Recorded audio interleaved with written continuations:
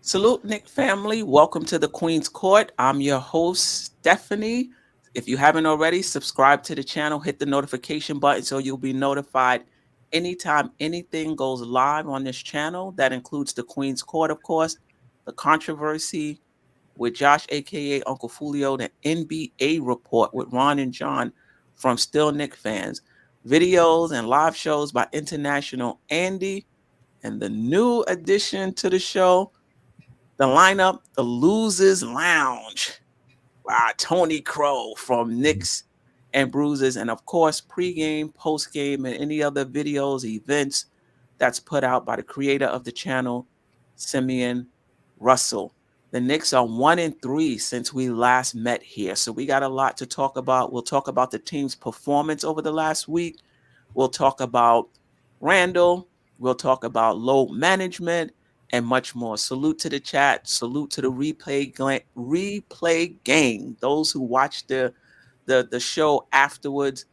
And welcome to my guests, Tony Crow from Knicks and Bruises and DJ Shuttle. They'll tell you more about their channel and what they're doing as well. How you doing, fellas? Peace, Queen. All aboard. Monday, we here. Right. All right. Salute to the chat, Deron Wayne, Raw Rosado, Geraldine MacGyver, JJ, David L. D's Vintage 128. Appreciate you, Anthony Grant, Louisiana Knicks. All right. I'm glad you love the Queen's Court. If you like how I put it down, as the young people say, Dope Soul Sports Talk, you can subscribe to the channel and get even more of my takes. But let's get into this real quick. When we met last week, the Knicks were 39-27. They were 4-0 that week, 5th in the Eastern Conference. The record since our last show, we're now 40-30, 1-3 since the last time we've met. We're now 6th in the Eastern Conference, 7-3 over our last 10, and we've won one game. We're 7th in offensive rating and 9th in defensive rating over our last 10. Over our last 10. And these are the games. We lost to Charlotte. We lost to Sacramento. We lost to the Clippers. We beat the Lakers. The Charlotte, we'll talk more about it. A lot of fans thought fatigue was a factor. Randle, 27.6 rebounds. Barrett, 27.6 rebounds. Randle, 16 points, 8 rebounds. The Knicks have not shot well from the three, as you can see. Charlotte, 27.5 from three. Sacramento, 26% from three. The Clippers, 22.6% from three. The Lakers, 29.7% from three. We did beat the Lakers our last time out. I'm not going to go through all of the stats. I just like to remind us of kind of what the week was like. But as you can see, poor shooting from the field, poor shooting from the three-point line. Let me know if you need me to bring this back up. Fellas, what stood out to you the most? Or not even the most. What stood out for you through last week's slate of games? Number one, obviously the elephant in the room was Brunson re-injuring himself, right? Mm-hmm. And, Yes. and missing more time, and me wondering how we were gonna respond to that. Mm-hmm. I spoke to Shuttle the most during this stretch, right? Through text. And I ain't gonna lie, man, he had me ready to jump out the window, a couple times. And then I spoke with you earlier, and you actually kind of made me calm down a little bit and look at things a little bit differently. Based on all of that, I'll say the biggest thing was we haven't been able to hit shots. You know what I mean? We've been missing good looks. Like overall, the team has looked good. You know what I mean? They got good looks and things of that nature. We just haven't been able to just put the ball in the hoop. And we've been shooting pretty bad. But the good thing is we were in every game, right? We had a chance every game. Um, and this team fights. This team fights, and they don't give up. A lot of playoff atmosphere as well. Hmm. Maybe Mhm. every game for the past, I don't know, 10, 15, other than that Charlotte game. I don't think that one had. I don't think we had that. You know what I mean? That strong mentality that game. But other than that, I feel like, man, we in a good position. We weathered one storm, and the big thing is, can we continue to weather the storm while Brunson is out? Yeah. Yeah. Shadow, anything that stood out for you? Well, I think the most obvious is that JB Brunson is clearly the guy we need in the fourth quarter to run the offense through, and having him on the floor makes a difference. Yeah, we won a few games here and there without him, but when you go against, I mean, no disrespect to Charlotte, but when you go against like top teams, like Sacramento is a top team in the West. The Clippers, I project as a conference finalist in the West. So, when you play in these caliber teams, you missing a player like Brunson is it's a big deal. So, I mean, I think that's very, very obvious, but I mean, it can't go without being said though. Right. And the shooting, just too much in love with the 3-point shot. You know, that like if you're not hitting, you got to get to the hoop, you got to get fouled, and that's where Brunson comes into play. Is like he gets into the lane, he gets foul shots, he gets easy baskets for other players. So yeah, it's not having him in the game, but we need other players. Quickly is going to be really the heir apparent, or going to be somebody that can make you feel like we can win without Brunson in the game. Then he's got to get us getting baskets closer to the hoop and not just gunning threes all game. Yeah. Yeah. I mean, all good points. Um, any solace, or does it make a difference that the Knicks in those 3 games that we lost were right there in it? Does that change your opinion about the 3 losses, or not really? I don't know about changing opinion, but I think it says something to always have a fighter's chance. Like to know that you don't like listen, when we come, you're gonna have to earn this win. We're not getting blown out. It's not gonna be a walk in Right. the park. Right. And I think that from the comments that you hear from the players, now that we start getting these comments, well, what do you think about the Knicks? Like consistently, everyone is saying like, yo, they play hard, they're scrappy, or these type of things. So for all you people that don't like Tibbs, this is Coach Tibbs. This is Tibbs' energy that we're getting on the court in those games. So yeah, I'll take some solace in that, and I don't think that it's going to be any less, and I think that's why the best players play the minutes that they play, because those are the ones that play that way. Right. Tony? Um, yeah, the only one that had the bad taste in my mouth was the Charlotte game. But when you reminded me of how close it was, I kind of overlooked that, and I was in my emotions. So I think reflecting now, it does let me know that, like, because that game we were bad, like from the jump. You know what I mean? It looked like it. I mean, I guess it did look like they was fatigued, mentally fatigued, drained, whatever the case. But they didn't look like their normal self that game. And that being said, as bad as they look, you know what I mean, they still were close down the stretch. So, but overall, man, I kind of look at the whole season, and we just fighters. So yeah, I'm not concerned. I'm glad we stopped the bleeding. You know what I mean? That's the most important part. And Now we gotta look to the next game, and not even worry about, you know what I mean, the losses. Yeah, no doubt about it. I think what stood out for me is something that I already knew, and it didn't change even though we lost three, and that is we're a very good team.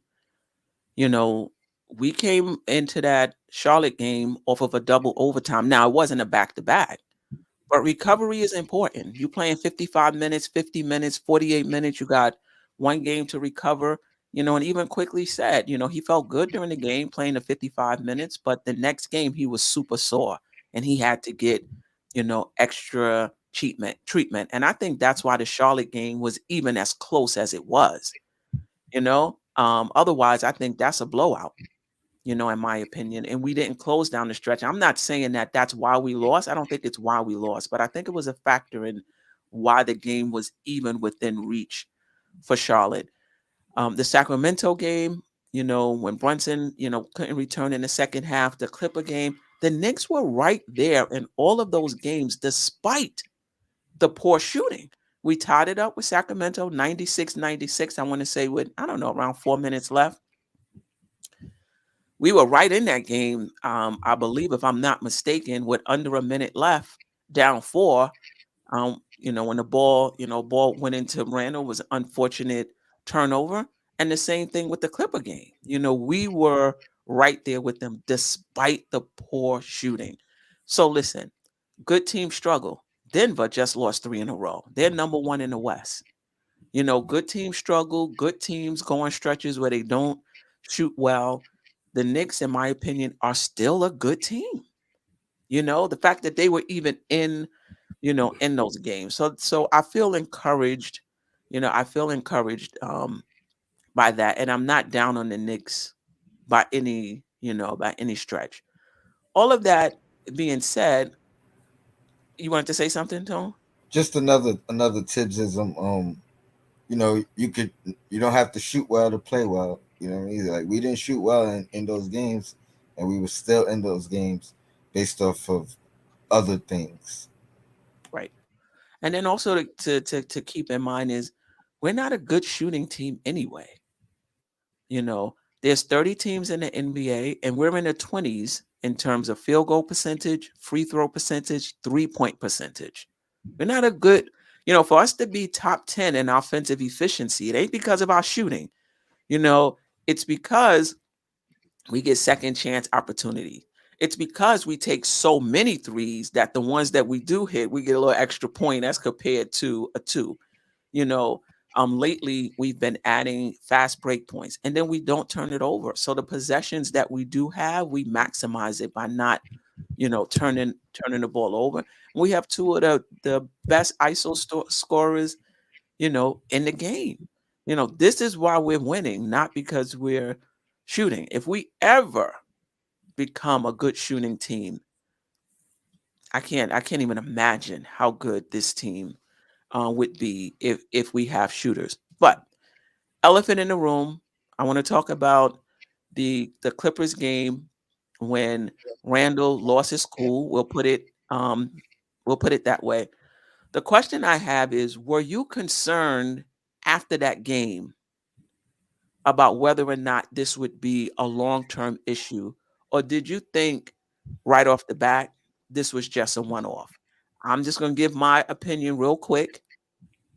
I thought it would be a one-off. I had no concern about Randall emotionality coming into the next game. And as Tony and I talked about on the show before on his channel, Knicks and Bruises, when he came back in the fourth quarter, it was a non-issue. So forget about it even lingering to the next game. Just your thoughts about when it did occur after the game. Were you like, oh boy, here we go again? Or did you feel like, nah, he'll be ready next game?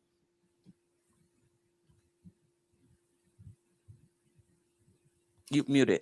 I, I listen. I've been on record is like I'm good with Randall's crazy. So you know, I never have worries about Randall. You know, and he just is who he is, and he's better now than he was last year. And last year he was better than he Because was the Tibbs would year have been on before. the floor. trying to Yeah. hold back. Tibbs would have been So rolling on the floor.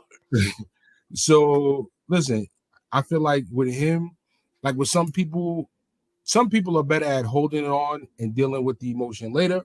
Some people are better at getting it out of their system and being done with it and moving on.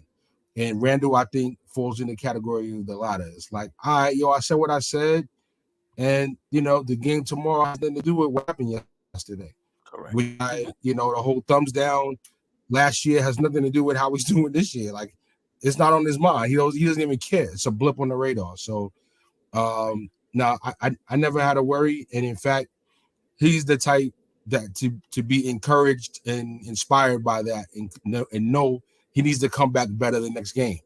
And he had a pretty good game. So Yeah, he did. When he hit there you that go. first shot in the Laker game, I said, there you go. No lingering effects. And I didn't expect any.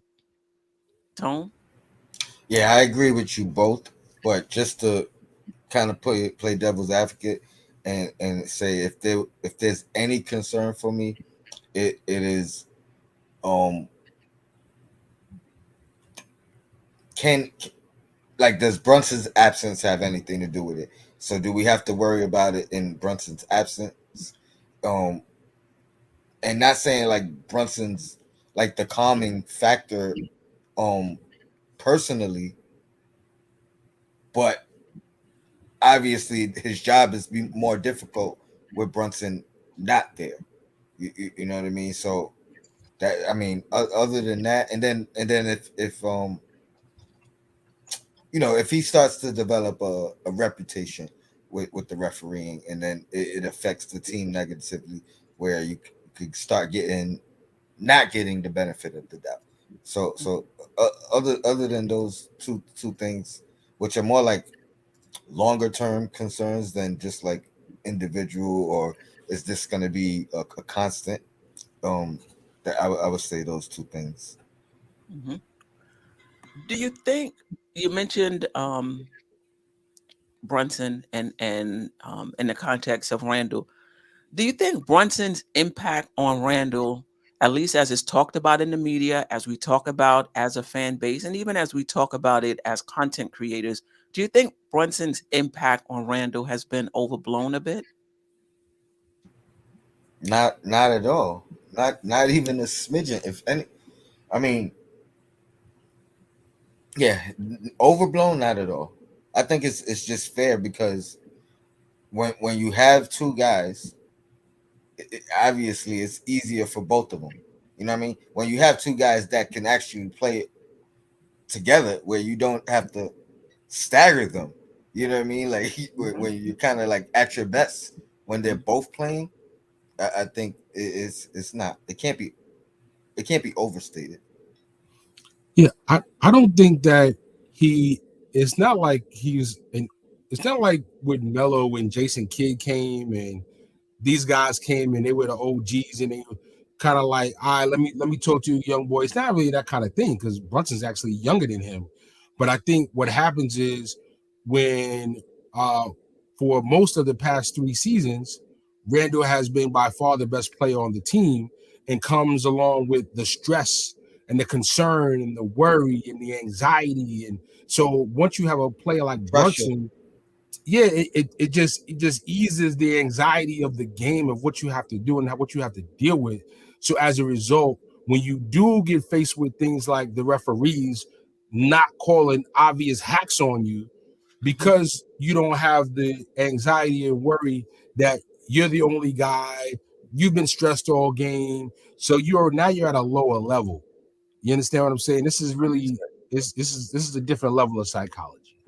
Right. We and, talking and about the here. fact that hey, I could have a bad game, we could still win if this guy's, what I mean, if this guy's here with me, and vice versa. You could have a off game. I could take over. It just relieves that pressure. Yeah. Sometimes when it's talked about in the media, I listen. I agree with you. I think Randall being here, excuse me, Brunson being here, allows Randall to play his spot.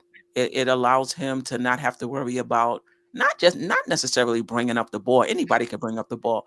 he doesn't have to worry about facilitating the offense, right? He doesn't have to worry about that. He could just get to his spots. But when the media talks about it, I feel like sometimes they're minimizing his the work he put in over the summer to Randall, get you're saying. right. I That agree Randall with him. put in over the summer to get where he is physically and mentally, and it's, he's stable now because Brunson is here. And y'all already know how I feel about Brunson. I ain't trying to take anything away from him. Randall is stable now mentally because Brunson is here. Randall is playing better now because Brunson is here. I think it is a factor, to DJ Shuttle's point. It is a factor. They're not keying on him as much because they can't. He doesn't have to feel like it's all on me because it's not. So I do think that is a factor. But sometimes the way it's played up, it's like this is the only reason why we're seeing this Randall is because of Brunson. And I just think it is a factor, but I don't want to take anything away from the work Randall put in mentally and physically to have this sort of rebound season. Just your thoughts on that. I think Couldn't that agree was more. well stated. Couldn't agree more. Yeah. Because they talk about, yeah. All right. And the thing about it is the national media, they don't cover us game by game. So they just pick up on these storylines as well and kind of run with it. And that's the big part right there, because if you're looking at the Clipper game as an isolated, not as an isolated incident, but Mhm. because you don't watch game in and game out, you're obviously gonna blame that on Brunson's absence. Um, as opposed to me, when I say his presence, he doesn't have to, like same with Shutter was saying. You, Mhm. it doesn't even get to that pressure level Right. for him anymore. You know what I Right. mean? Like, so yeah, it's easier. But I think the same can be said and should be said for Brunson as well, Absolutely. because like even Brunson having his moments in Dallas, for the most part, they he shined the most in Luka's absence. I feel like it doesn't have to be a Randall's absence for him to shine the most here. You know what I mean? Actually, Randall's presence will help him shine more, and, Right. and vice versa. And vice versa. Yeah. And I think if it was the other way around and Randall was out and Brunson was here, I think we would still be 1-3. If we shot as bad as we shot. Like if other guys chipped in and was hitting shots and what have you, yeah, we could have won. Because I think that's the big factor. Yeah, they're doubling Randall, they're taking the ball out of his hands, okay. But we had nobody to make them pay for doing that. And I think the same thing would have been with Brunson. They would have double teamed him, tried to take, and even more with him because he's always trying to make the right pass. He forces it sometimes, but not a lot. If we don't have other players making shots, attacking closeouts, and hitting it at a good rate, we lose those games too. And I think this is the point I've been trying to make. Teammates make each other better. Randall makes Brunson better. Brunson makes Randall better. We've talked about that. But those quote unquote role players, and I'm not using that in a derogatory manner, makes those guys better because now you can't crowd those guys. You Absolutely. want to send, you want to crowd me, you want to send a double team, you want to trap. Okay, I'm gonna pass the ball to Grimes. He's gonna knock it down. I'm gonna pass it to IQ. I'm gonna pass it to RJ, and they're gonna do their thing. And now teams have to say, you know what? We got to stay home. Now they stay home. That gives two of the best, ISO scorers in the league an opportunity to do their thing. You know what I mean? It all works together and play off each other. Yep. Shout out to John Levy. Appreciate you. Thank you for the super chat. JR is a beast.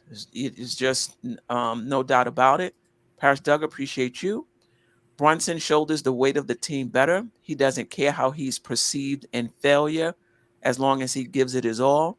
Brunson gets hacked up too. Randall just needs to relax and enjoy playing. Gerald D. MacGyver, I remember in the 2021 year, Randle carried this team to the playoffs, playing the most minutes in the regular season. He made the All-Star game that year as well. Yes, he did. Um, I think he's leading very, in minutes now too. yeah, yeah, Most tournament minutes played.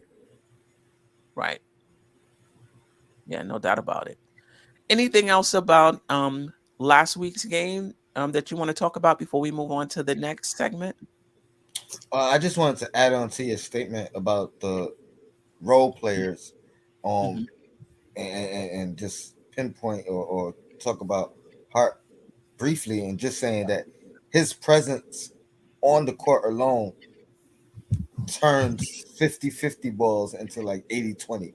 You know what I mean? Or 75-25. You know what I mean? Right, Like just right, because right, he's right. on the floor, it's not 50-50 balls anymore. Like now, because of his effort, like it's, you know what I mean, we getting 80% of those. So I 75. don't, probably not since like Mason and Oakley have we had like players that you felt like, if it's a loose ball, if it's a rebound, not so long, like this guy, it's like he has a magnet for the ball.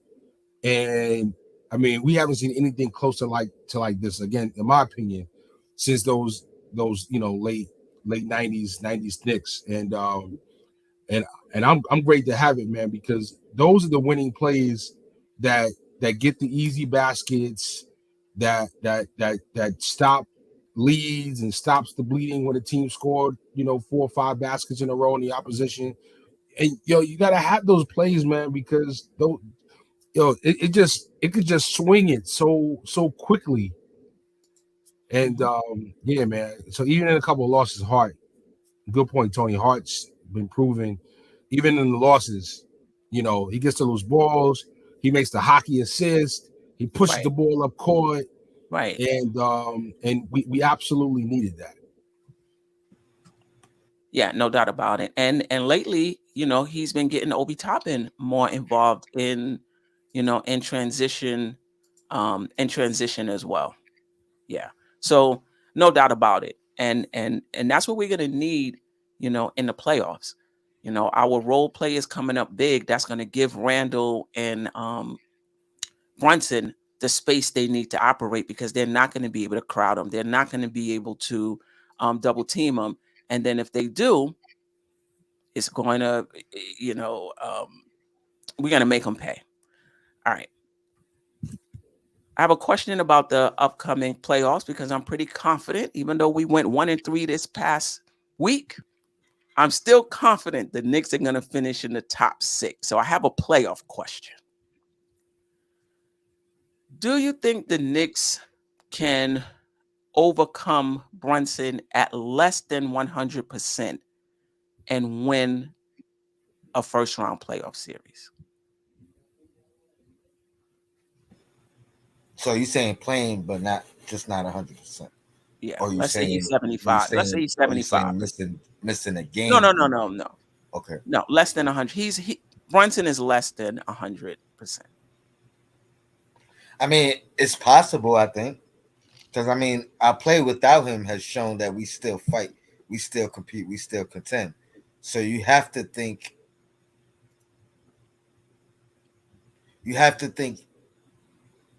if Brunson's on the floor, he's not going to affect the game negatively.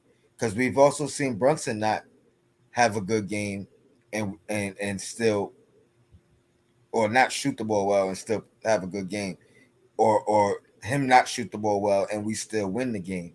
So yes, I don't think it's a definitive or we can't win unless he's 100%. But I will Right. say this: other guys are gonna have to play peak level. You know what I mean, people are gonna have to step up, Right. and even if it's a different guy each night, we're capable of that. If we squeak out this fifth seed and it's Cleveland, I'd say yes. If it's the 76ers at a 3-6 matchup, I'm not really as confident. So for you, it depends on the matchup. Okay. Yeah, Okay. I think Cleveland. doesn't. I mean, yeah, I know Garland is good and Mitchell is what Mitchell is, but as a whole, with the 76ers, with Maxey and Harding, with Embiid, it's a lot. So, we need everybody on all cylinders for that matchup. Yeah, I agree with Tone, and I hear you, Jeffrey Clafton. Nobody is 100%, but even less than what he would have usually been at this time in the year is what I'm asking. Um, I think the reason why I think we'll be okay, obviously it's going to be more of a strain. Obviously, it's going to be harder, but Brunson can shoot off the catch as well, right? And so even if he isn't that break him down type of guy, he can play off of Randall. And if he gets a little space, he can hit the three. So I think we'll be okay. But those other guys, I don't know if they have to be peak, like that 38 burger IQ put down on Boston. I don't know if it has to be at that level, but no doubt about it. If Brunson is not 100%, and there's a chance he might not be 100% going into the playoffs. Uh, Sorry about that he's not 100% going into the playoffs. Guys are going to have to step up big. Sidebar, Steph. Mhm. I text Tony and I said, yo, they need to let Brunson rest. Yeah, we're about to talk about that. And I said, matter of fact, Lee, let Brunson rest. Let Randall take a game off too. Let them both take off. Do some minutes. Give Obi a bunch of minutes. Let Jericho play some. Let Randall come back. Let Brunson come back after another game. Here's what I say, Shuttle. Let's secure a playoff berth, right? Well, I'm not saying to do it now. I was saying to do this before the Charlotte game. Yeah, you definitely did. But So it's the same. it's too late. It's too late. It's too late now. We don't need to do it now. Now if they're healthy, they need to play. Right. Well, listen. Let's get right into the next segment.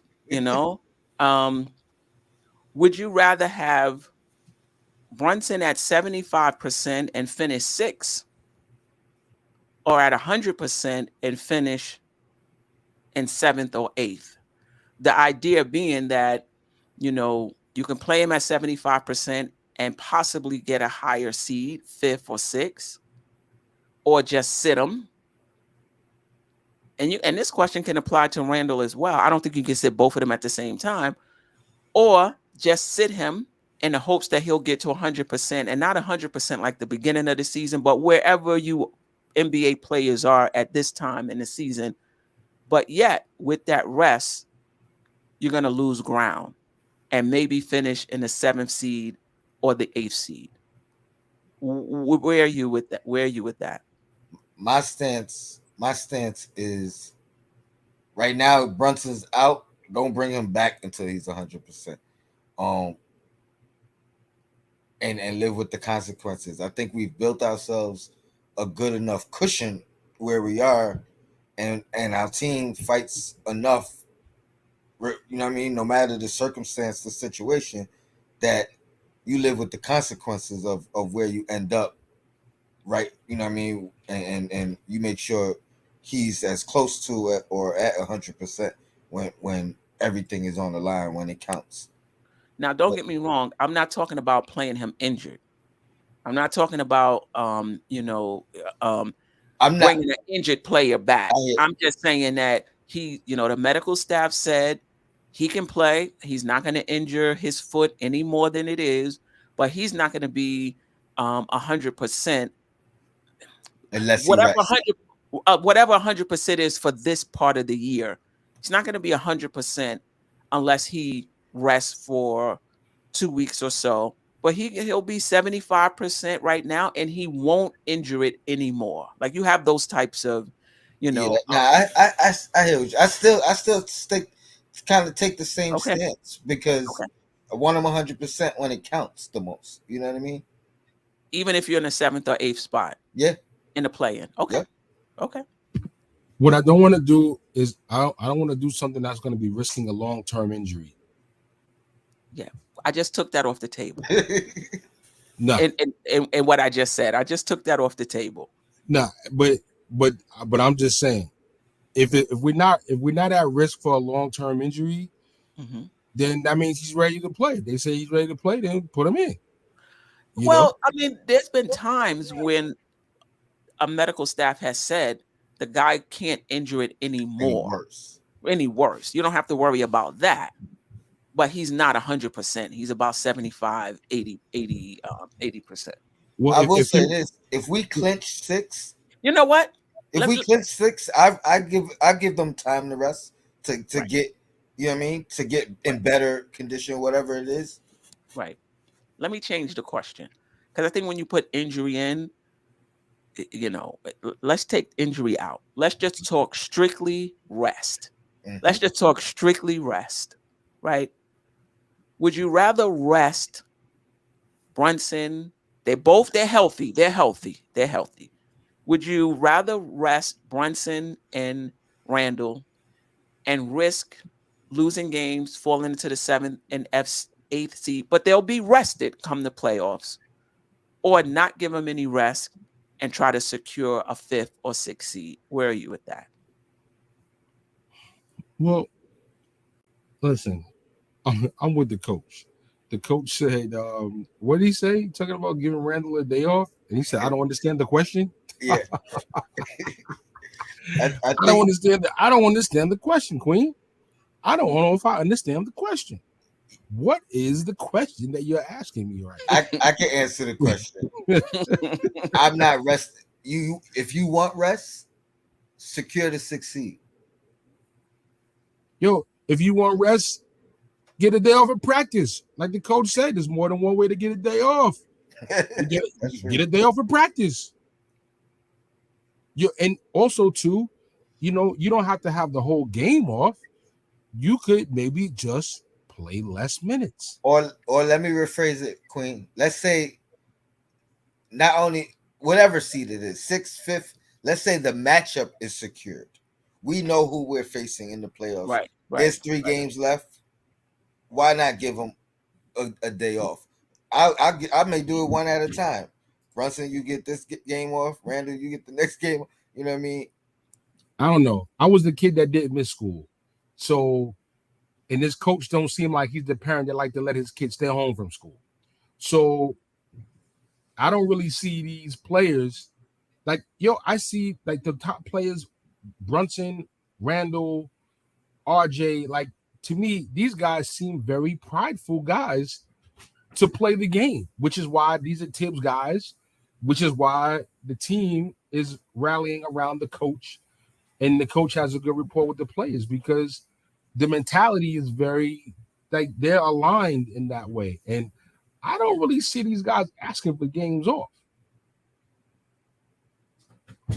Randall hasn't missed a game the entire season. He's gonna take Right. a game off for load management at the end. And he might only play 15, 20 minutes. I'm cool. To me, that is another method of load management. Doesn't Actually, mean that you don't have to play. that's probably the best approach. Yeah. Let them start the Let him game. let him start the game. And second half, let him Boom. rest. Second half, let him rest. Something like, to me, that is a method of load management. You don't have to only not play. Right. Right. Yeah, I mean, I think it's okay to be tired at this point in the season. I don't think the Knicks are the only team that's tired at this point in the season. I think this is something that's going on league wide. I think those heavy usage guys understand it, and there's different things they do in the off season, different things they do on their off days to kind of help their recovery. I'm from the school, if you are healthy, play. And there are other ways to get rest. And I think what Tibbs was saying is don't practice the next day. Just play the games. don't practice, because for the athlete, it's the recovery. It's the recovery. I know somebody, I think it was Nev, called in to the shows like, oh, they need 5 days recovery. If you need 5 days recovery after a game, you're not an elite athlete. They don't need 5 games of like I need 5 days. This ain't I don't football. even need 5 days. When I really push it in the gym, I do need about 3, right? These guys don't need 5 days of recovery before they play another game. So for me, if you're not injured, play. And I get it that you may be tired. I don't want to tempt fate getting cute. Oh, let's rest them now. The next thing you know, we in the playing. We in the seven. We only 3.5 games out of 7. Or the player comes back. That ain't a lot. Now, if 3 you games, excuse me, 3 games out of 7. Now, here's what I will grant you. We got 3 extremely important games on this calendar: Miami, and Cavaliers. If you want to sit the team and sit a couple of key players the game before the Miami game, or after beating Miami and securing position before you got to play them again in a couple of games, I could see if you strategizing to do that so that your team is at optimal rest and best ready for Miami. But that's really like the only scenario that I'm even thinking about sitting people for real. But because I as a player, I want to keep my rhythm, so I can't really see the players wanting to sit though. I can't really see it. Let me check in with the chat. Keith Turner, we haven't done anything to get rest. Heard that. I heard you. Heard you, Keith. Dwayne Dennis, Queen Steph, how can I be wrong? It's my opinion. I'm not the only one. I'm not. There's no right or wrong answer here. Right? There's some people who feel like going to the playoffs fresh, even if you're in the 7th or 8th seed. To me, you putting a lot of pressure on your team, because in those playing spots, if you have a bad game or 2, you're out. You're not guaranteed a 4-game series. So I think you're taking your chances going in healthy. Fine, you're healthy, but being healthy doesn't guarantee you that you're going to win that playing game. And Queen's not wrong. You just disagree. Right. You just there's no right answer here. I just feel like you're resting and you're falling into 7th or 8th. Your season can really be over if you have a bad shooting game. And the Knicks are not a good shooting team. You know what I mean? Haven't had enough success to be saying, "Oh, don't worry, we're going to the play-in, we'll get in there."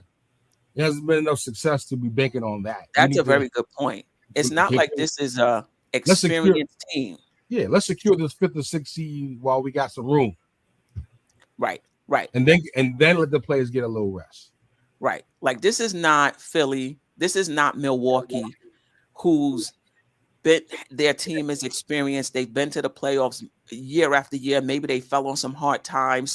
So now they're lower in the standings, and they're confident that, listen, if we're healthy, we could start at the 10th spot and still make a championship run. The Knicks are nowhere near that. So we got to be careful with all this confidence that, as long as we're healthy, we can make a run. No, you could be healthy and lose in the play-in and not even make the playoffs. And don't get me wrong, let's not act like we're putting the guys in danger from playing. Right? Basically, it's the difference between wanting to be fresh in the play-in or not so fresh in a playoff and have the best chance of getting into the playoffs. David L. Appreciate the chat. Right now, I'd hope we'd be fighting for the 4th seed still to get a little home court advantage. I mean, that's still not all the way out of reach. It's not. We don't need rest. That's an out of shape person's mentality. First of all, we only got 2 games this week. Yeah. And get a day off every game. Listen to Josh Hart. He gets more time off than us fans. That's a good point. We do have a break right now. And the fact that when they playing through being tired or whatever the case, that's only building the stamina for later on, right? So if you're doing the load management, especially like throughout a season, you never building that stamina to where, you know what I mean, now you don't know how to play through your tiredness in an important situation.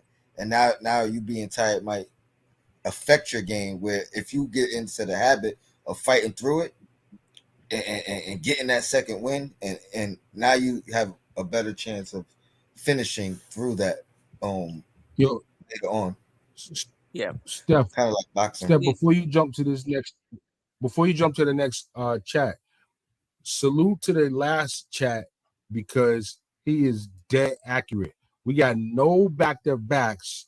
We have only one back-to-back, excuse me.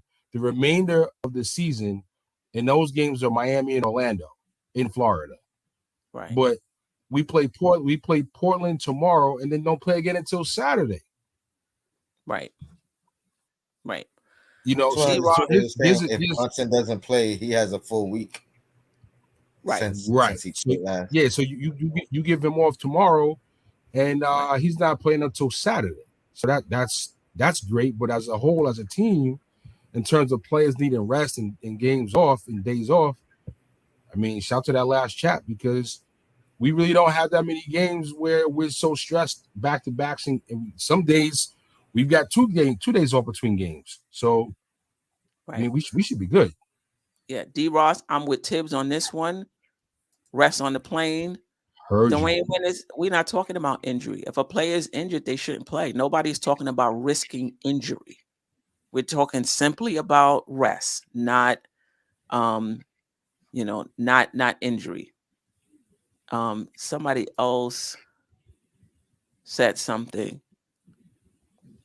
Kevin Bergen, appreciate you. Only way resting players make sense is if we can't rise or fall in the standings. Because this is the thing. We're not talking about injuries here. You're going to rest a player while you're in the midst of playoff positioning when you're only you got 12 games left. You're 3 games out of the 7th seed.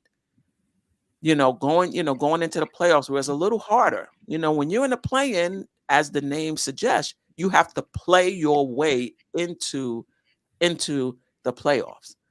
I think the Knicks have done a stellar job in terms of how they've played this season, just at the end to have to go down to 7 and 8 and play themselves in. And if they don't make it, because being rested doesn't guarantee you're going to win. It doesn't guarantee that you're going to win those games. If the Knicks lose in the playoffs, you talk about being disappointed. Wow.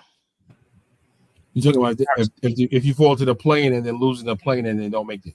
Correct. Well, I mean, Correct. only thing that can salvage that is a 1 or 2 pick. Right.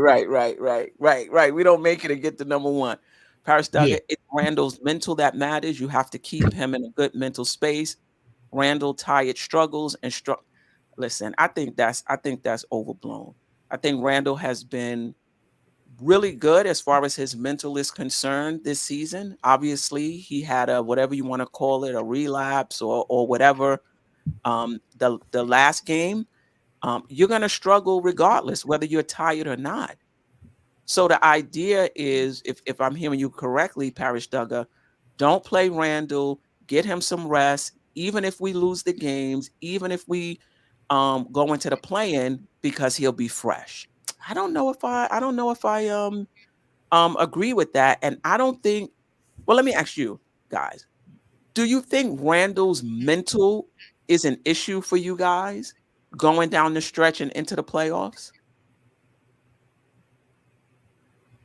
Nope. Nah. I'm more concerned with the perspective of the referees and how much, because I feel like they have been super lenient with him this year, and I don't know if that is like superstar treatment. You know what I mean? And if you want to take it as a positive, like they recognizing his stature, or like to me, I be on edge sometimes with his interactions. But even that, you know what I mean? Like sometimes you look at guys who like Draymond, who it looks like he's actually poking the bear, like he's trying to see. All right, let me take one more step. I got it. All right, let me take one more step. Like he's just trying to see how much he could get away with. I don't know if that's the. I don't get that sense with Randall. So I'm not too concerned. You know what I mean? I just don't want it to end up hurting him from the referee standpoint of getting a reputation or things of that nature. Not getting benefit of the doubt, quick whistles, things like that. Right. Jarrell, resting players in the middle of a playoff race is nuts. And Nev says, Steph, you're misquoting my point. The point was when you exhaust the body of all its oxygen, like Julius and IQ have done against Miami and Boston, it takes 3 to 5 days to reoxygenate every cell in the body. Nev, they did not exhaust the body of all of their oxygen, or they would be dead. Okay, so they did not exhaust their body of all of their oxygen, and it doesn't take. So let's just stay there. They didn't exhaust their body of all of their oxygen, but I agree that was a tough game for them, and even quickly said, he had to put in a little more treatment in terms of recovery, right? So when it comes to basketball players, it's not about oxygen and reoxygenation, it's about recovery. So, okay, so maybe we're talking about two different things. I'm talking about recovery. And And and that and so and you talking about oxygenation of the body. Okay, we're talking about two separate things. My apology. When it comes to recovery, not oxygenation, when it comes to recovery, if you're an elite athlete, you don't need 3 to 5 days to recover from one basketball game. If you're in elite shape as you should be. Yeah, I had to look this up. well, I was gonna say just to push back. It's not a regular. It wasn't a regular game. We are talking about a overtime and then a double It was a overtime. double over, no Yeah, doubt. No, you know what I mean. no, no, But no but doubt I, about it. I think I think I'm not disagreeing with you. I think you're 100% right. Like that's part of the game. It might be you might have a fourth overtime. You still got another game the next day or in 2 days. Like it is Right, what it is, and every team has to deal with the same amount of eh, games, the same back to right, backs, the same. right, You know what I right. mean? And And what it means is, if they don't recover fully, it's probably a poorer performance. They're not going to perform they're not going to, perform um, As well as the well. next I game. get it.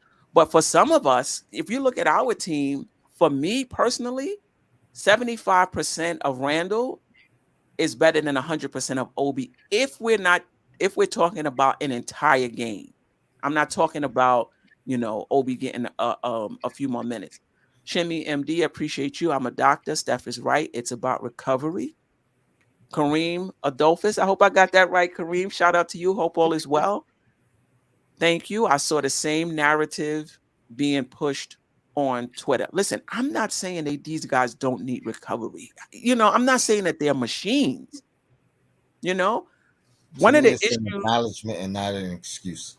right? One of the things in the 90s, with these Pat Riley teams was they would have these tough games back because, there were more back to backs then, 4 games and 5 nights.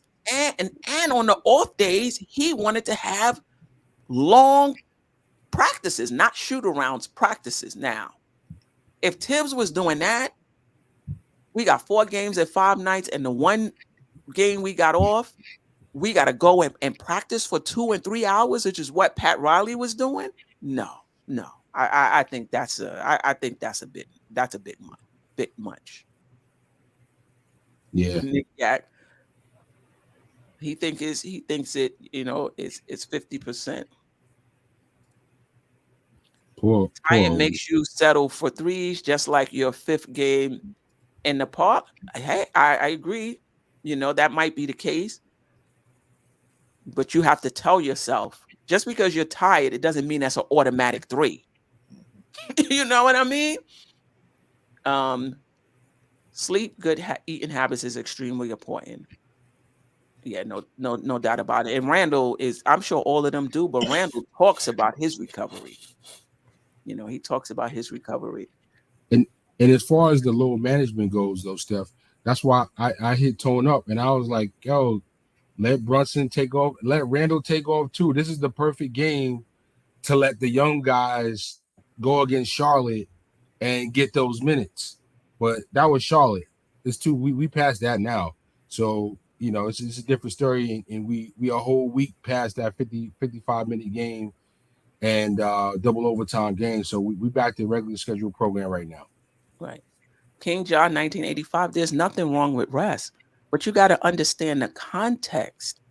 I'm sure we've all been, even jobs, where, this is a big time, for the company. And so you're burning it, at both ends, and you're working late and you're getting up early because I don't know, this Special quarter we project. have, right, it's a special project, or this quarter, we got to meet, whatever the parameters, whatever the parameters are. There are certain times and what, like, this ain't the time to be resting. I understand. There's nothing wrong with rest. We all need it. But you know what though, Steph? My issue is like, yo, aside from the practice, aside from the games, yo, you got nothing else to do. You got all day, all night to get rest. Stay out the strip club, stay out the parties, don't be popping no bottles. You understand what I'm saying? Knock off all the games. Tell your wifey, tell your boo, tell your lady, listen, we ain't doing nothing. I'm going to sleep. I'm going to get a massage. I need my meal cooked, and I need to get some sleep. That's rest too. Is what you're doing when you're not playing the game, which is what should help prepare you for these games. That's a good point. That's a good point. The game is 3 hours, and it's not three Oh, hours straight either. so And it's TV not 3 hours timeouts. straight Come on, either. I Right. don't know, man. I play ball It's and going on the other time. I played a lot of ball, and I can't imagine having personal trainers and hyper machines where my body's getting reconditioned after the game. I can't imagine having all these tools and not being able to play most of a 48-minute game. Come on, Yeah. flying private. What are we really talking about? Right. Shimmy MD says, I'm telling y'all, Randall didn't sleep well last year with the new baby. That was a big deal. I think that we don't appreciate. Newborns are tough. True, big Yeah. facts. Yeah. I mean, the only reason it wouldn't be tough for him if he was 100% hands off. And that's not going to happen And with a shout new out to dad, shout out to Sim for calling that Matt earlier in the Right. chat Right. killing him for it. Right. Rebuild NYK. They are getting rest, just not sure when you will get it. We know how a tired Randall. No, listen. I'm not arguing that if a player is tired, they're less effective. I'm not arguing that. I'm just saying that right now they got a 3-game rest coming up, 3-day rest coming up. And we only got one more back-to-back for the rest of the season. They should be pretty recovered. Obviously at this point in the season, as someone mentioned, I don't think anybody is 100%. Right? All right. It ain't preseason. All right. Let's move on. All right. This is where the Knicks are in the Eastern Conference. Maybe we should have brought this up in the context of load management. The Knicks are right now currently in 6th, virtually tied with Brooklyn. But they have one less loss than us, so they have the 5th seed. We're 3.5 games above Miami, and we're 3 games out of the 4th seed with 12 games to go. Brooklyn has been playing very well. They beat Denver. So if the Knicks want to move up, and they're going to have a fight on their hands. I don't think Brooklyn is going to give that up easily. And Miami, We got 2 games ahead of Miami. So we going into these games only up 1. They can gain ground in just 1 game. Right? All right. Let's talk about next week's game. All right, we play Portland Tuesday, and then the next game we play after that is Saturday morning versus Denver, and that's a home game, right? I'm not sure if Dame Lillard is going to play. He didn't play last game. I know he has some sort of injury. I don't know if he'll be back. They're 31-37, 3-7. The 7 didn't make it. 3-7 over their last 10, and they've lost 3 straight games. They're 13th in the Eastern Conference right now. If the season was to end, they're out of the playoff and play-in. They would be out head-to-head. We lost to them, I think it was in November. Saturday, we play Denver. Denver is 46-22, 6-4 over their last 10. They didn't win their last 3. They actually lost last night, if I'm not mistaken, to Brooklyn. They're first in the Western Conference. We lost to them earlier in the season, too. But they're a very good team. Over their last 10, though, 11th in offensive rating, 19th in defensive rating. Portland 17th in offensive rating, 29th in defensive rating. The Knicks over their last 10, obviously Brunson played in 7.5 of those, 6.5 of those games, 7.5 of those games. Knicks have the top 10 in offensive, defensive, and net rating. Your thoughts on anything that stands out for you, I should say. Well, then this is the projected starting lineups. Yes. Mm-hmm. Well, what was standing out for me a moment ago is you had my boy iHeart on the screen.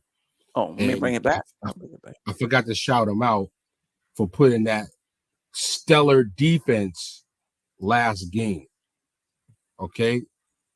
iHeart defense that last game against the Lakers.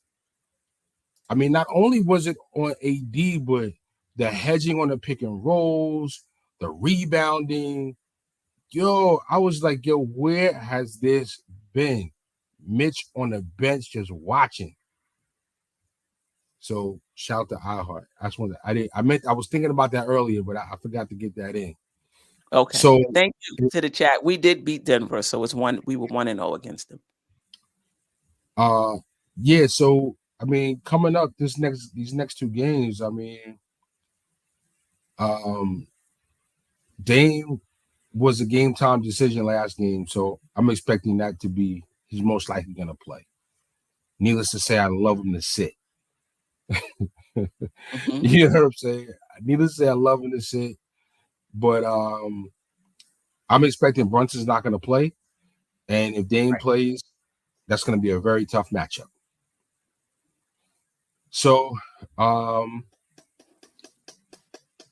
you know, both matchups are tough, man. Portland's a tough team despite their record, and Denver's been sliding, but you know that's the last thing you want to do is play a team that's this good.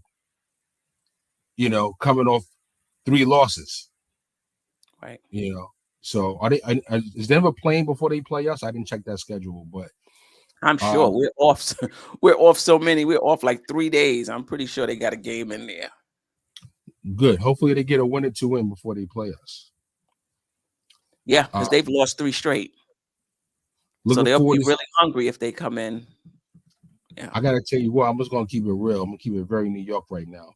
I'm looking forward to giving Cam Reddish the business. Little too much loose lips for me right now. A little too much with the loose lips. You know what I'm saying? Yo, feel how you feel and keep that tucked. You don't need to be talking in the media. And this is an example of why you're not here to begin with. You on mute, Tone. What'd he say? Tone? Yeah, it's just the politics. You know, it wasn't because of my ability. It wasn't because of my ability why I wasn't playing. You know, I couldn't miss a shot. You know, like, listen, I don't care what it is, fam. You gone. Keep it to yourself. Cam was my guy, but right now it's Grimes' time to show and prove and say, I'm why you not here. This is why you're not. This is why you're not here. And then iHeart, and not iHeart, but Josh Hart will also show why you're not here. Because truthfully, if he would have been doing what Hart is doing, he wouldn't need to be traded. But you know, you are who you are. Much success to you in advance. Continue blessings with everything you got going on over there. But I'm assuming Portland is gonna have Dame playing that game. And it's a tough matchup, but I think we should absolutely win it. And you know, and listen, Denver's no joke, but I mean, what you gonna do? Michael Porter Jr., that's gonna always be something that's gonna make my head hurt looking at that guy playing well. Jamal Murray. I mean, listen, I think we can beat these guys. Why not? My prediction is no split. Okay. 0-2 or 2-0. Which It's gonna one? be. I think it's gonna be one or the other. Like Oh, okay.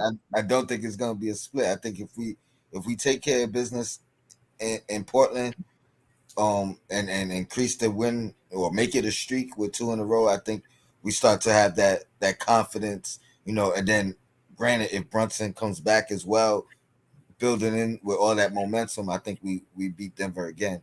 But if we crash against Portland, you know what I mean? I think it's gonna be a real tough one against Denver, especially knowing that we beat them already. They're gonna have something to prove either way, whether they won a game since then or I mean before us or not.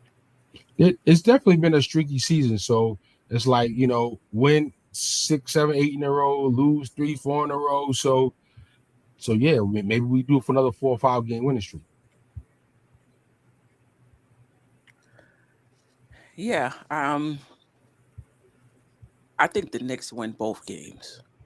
I think Brunson will be back for the Denver game, and if Brunson is not back from the Denver game, I'm going to be a little concerned um, about the injury. If he's not back after being off A close week. to a week, the Sacramento game was Saturday. Mm-hmm. Yeah, after being off a week, I'm gonna be a little concerned if he's not back. Obviously, if he's hurt, don't play. You know, um, I think we beat Portland. I mean, I get it. I think Cam Reddish is going to want to prove what he can do, but I don't think anybody in the fan base thought Cam couldn't play. Yeah, I'm not Right? worried about Cam per se though. I'm thinking um it's I'm looking at it more of a trap game, not to the extent of Charlotte, Mhm. because obviously these guys can play like top to bottom in that starting lineup, whether Dame's in there or not. That's still a lineup you can't take lightly. You know what I mean? So Mhm. that so that's why I feel like if we don't take them lightly and we come in and handle our business, I think we'll be fine and win them both. Yeah, no. I wasn't saying it to your point. I was just saying in general, Mm. usually when a player comes back to play their old team, they're usually fired up. Usually their teammates is fired up for them, want to get the win for him. And he's been playing well. So I'm not concerned about it. I'm just pointing out that he'll be fired up to show that he could play. But listen, I never thought he couldn't play. I never thought it was a talent issue.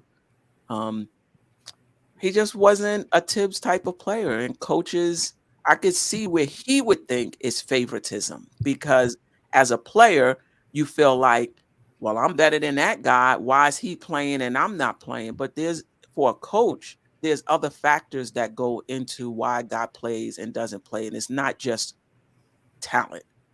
It's not always the talented guy is going to get the minutes. It could be fit, it could be role, it could be, you know, um, I recruited this guy, I brought this guy in. This is not new. This is not Tibbs. This is not just the NBA. This happens in AAU basketball. This happens in high school basketball. This happens in college, basketball as well. the coach have the players that they want to play for whatever reason they want to play it. So if that's what you mean by favoritism, you're correct. But the point I'm trying to make is it's not an even slate for everybody. It's not everybody is equal and the most talented guy plays. It's just not like that. And we talked about it earlier with just fit in general, right? And sometimes as the player, you're not looking at the fit, you're looking at the talent, or you're looking right. at I'm more talented than this guy, and that's all it is, right? And as the coach, you're looking at fit. You're looking at how where I want to utilize you, what I need for this roster. You know what I mean? So right. But I understand exactly where he's coming from, and I understand why he would have that, why he would have that take. I'm just offering, from a coach's perspective, it's not just about who's the most talented guy. So, Steph, you got to help me out, and yes. Please forgive me. You have Sims in the starting lineup. Did something happen to Mitch that I missed? Oh, I do have Sims in the starting lineup. Oh, that's a mistake. Oh, okay, cool. That's a mistake. I didn't even notice that. I didn't either. I'm on every website right now looking for injuries. I'm like, I just gotta ask, because and it was like that's probably why he didn't close the game. Sorry, he injured. Nah, sorry, guys. Right. And right. I was like, I mean, clearly Iheart was balling and he needed to be in there, but maybe it was an injury. I missed it. So I'm over here I can't find nothing. No. He's playing. Forgot what game it was. I thought he was just beasting. I think, was it the Clipper game? Just came out with a lot of energy, just beasting. And last night it was just a different a different story. Anyway, Tony has us going 0-2 or 2-1. I have us going 2-0. Shuttle. I'm gonna go with 2-0. Let's go. Yeah, I think we beat Portland, and I think we beat Denver at home. I think when the Knicks is hungry, and their shots are falling, and we have our full complement of players, we can beat anybody. Shimmy MD thinks we're going 1-1. Okay, I can't, and we're gonna be coming on for 3 games, 3 days rest. Yo, Brunson might dunk in that game. Like I'm back. Right. Any last words before we get out of here? I just want to say it's another great show, Queen. Always a pleasure. We got one of the last games, if not the last game, but one of the last games, if not the last game, against Miami in New York. I'm thinking about going to the game. I think that'd be a good way to wrap up the season. Ooh, Miami. I think that'd be a great way to wrap up the season. My number one rival of the New York Knicks is the Miami Heat and Pat Riley and Alonzo Mourning.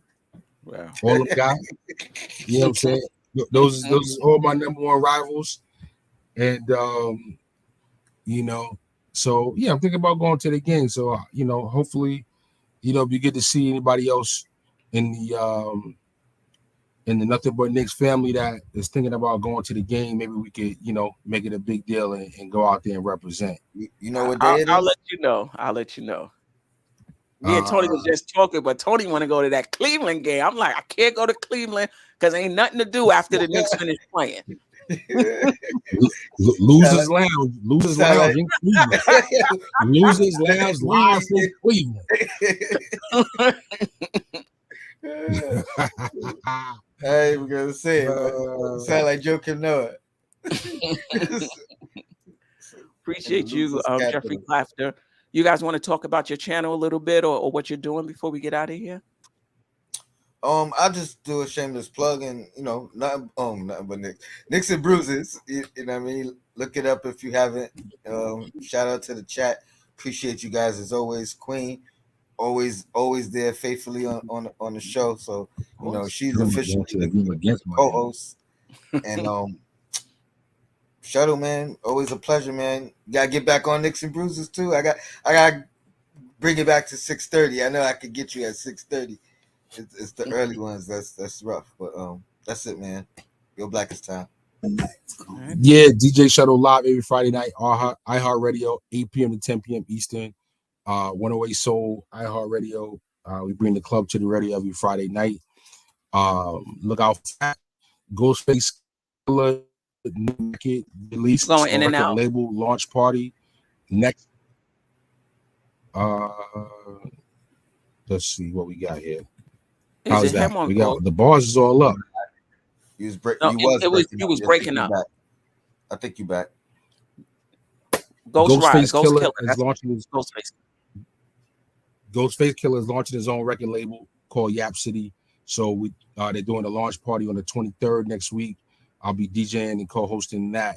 That should be pretty big in New York City. You want to say word? Yeah, word to your mother. You heard? Oh man, I don't know. I gotta look it up. That's Thursday, right? Thursday the 23rd, New York City, Club Iguanas, DJ Shuttle, Yap City, Ghostface Killer, Reed the Villain, Aisha Hall, Billy Ski Mask, and a few other dope upcoming artists that he's got on the label. If I don't make it to Cleveland Friday, then maybe I could do that Thursday. There we go. That's going to be in Midtown. Iguanas, New York City, 54th Street. Oh, Queen, I'm sorry. I just want to shout out my guy, B-Rob, Brian Robinson. He said there's an aquarium. He's talking about in Cleveland.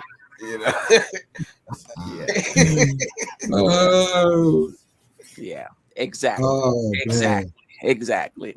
That was Joe Noah that said nobody's going to Cleveland, right? Right. Yeah, nobody's going to Cleveland.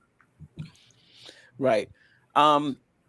Dope Soul Sports Talk. I'm here every Monday on Nothing But Knicks channel for Queens Court at 8:30 p.m. But I also have my own channel, Dope Soul Sports Talk. Let me see if I can. Let me see. Yeah, I got a little. Yeah. There you go. Dope Soul Sports Talk. I go live with a panel every Thursday at 9 p.m. And then every morning around 9:15-ish, after the Knicks play, I do my morning recap show where I give you my takes on the game, individual team stats, and then I preview our next game. So subscribe to the channel, Dope Soul Sports Talk. Hit that notification button. And of course, those that are watching, if you're not already, subscribe to this channel, Nothing But Knicks. I appreciate you, Tony Crow. I appreciate you, DJ Shuttle. And I got to write down iHeart 8 to 10 108 Soul and put on an alarm. That's how I'm doing things nowadays. If I don't put on that alarm, no, I'm gonna send you the link like 5 minutes before go time. 10, 15 minutes before go time. That's what I'm talking about. My condition. That's what I'm talking about. Hey, I'll send you. We might as well start a group text. Right. All right, we going live. Here's the app. If you don't got it, bong. Yeah, appreciate it. Salute, family. Till next time.